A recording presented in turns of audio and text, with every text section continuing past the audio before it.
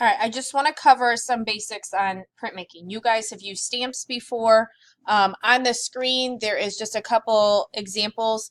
Printmaking does not have to be with a stamp. So up here, this example, there is tape and it's fingerprinting. This is called pulling the print, and this is actually ink that's on a tabletop that's been prepped, and you press the paper on and you rub this down. There's a lot of different ways that you can do printmaking. Stamping is one method. This one also had rubber cement designs put down on the paper, which if you use rubber cement, it's a temporary masking. You put it down, you can put a design, and then you can pull it up. You can change the colors. You could, oh, it's not going to load the next picture here. There it goes. You can print multiple copies. That's the advantage of printmaking. You make one original. So here's the original, and then you can ink it in different colors and then print it on different papers so you're still getting the same design over and over. And printmaking can produce a ton of results from one original. So that's one of the advantages to it. So that's just a quick intro to printmaking.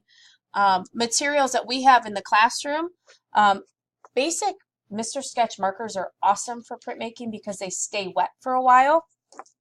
And this is something that my kindergartners know how to do. You just put the ink on anywhere that the stamp is sticking up. You could use multiple colors. In kindergarten land, we try to stick to 2 or 3, and we put them on in rainbow order, lightest to darkest, so we don't ruin our marker tips. In big kid land, you could put as many colors as you needed to, but you still go lightest to darkest so we don't ruin marker tips. And voila, we've got our stamp. That easy, and then it washes off in the sink, you dry it off, and you can do another one. But what I would like you guys to consider is making your own stamps. So there's 2 ways to do that. You can flip these over, go to the back side, and this one's actually stained. If I were to press this, it's not going to leave any marks. But a mono print is a single print. Mono means one. Put whatever your design might be. And typically you would do something much more complicated than what I'm doing, which is why you would do it as a stamp instead of as an original drawing. Everything's going to show up reverse. So you'll notice this letter was reversed before we stamped it. You can do multiple prints. Each one should get a little bit lighter, and those are called ghost prints when they get a little bit lighter. Zoom in so you can see that one.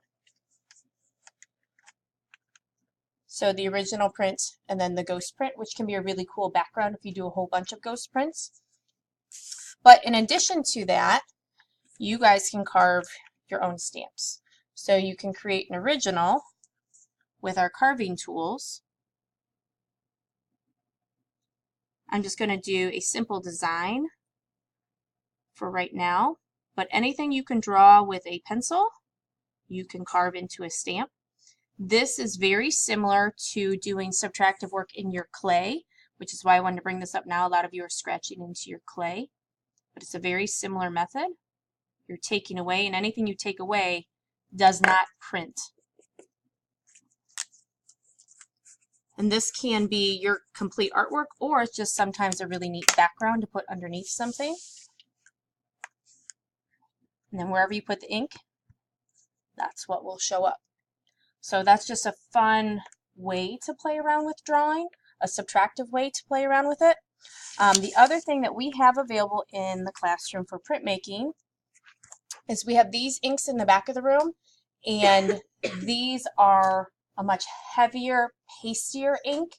It's going to feel almost like icing, and you roll it onto your stamps or onto your printing plates, and you're going to get a really rich design.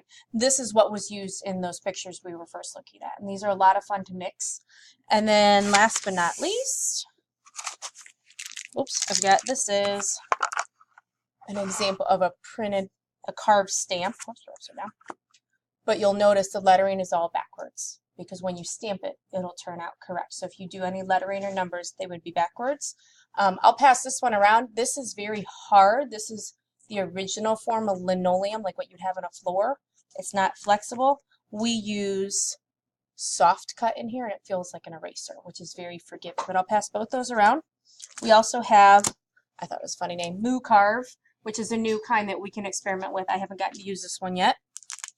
And some of you have tested out the jelly plates before.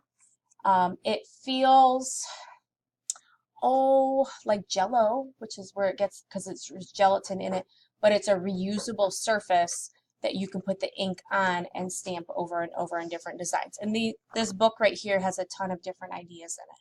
So I encourage you to take a look at it, experiment with it. And then in the back of the room right now, we actually have our basic stamps with toilet paper rolls that you can stamp to create hearts or whatever shape. So printmaking doesn't have to be with a formal tool. Potatoes and apples are commonly carved to stamp with. So anything you can carve a design out and put paint on, you can use for printmaking.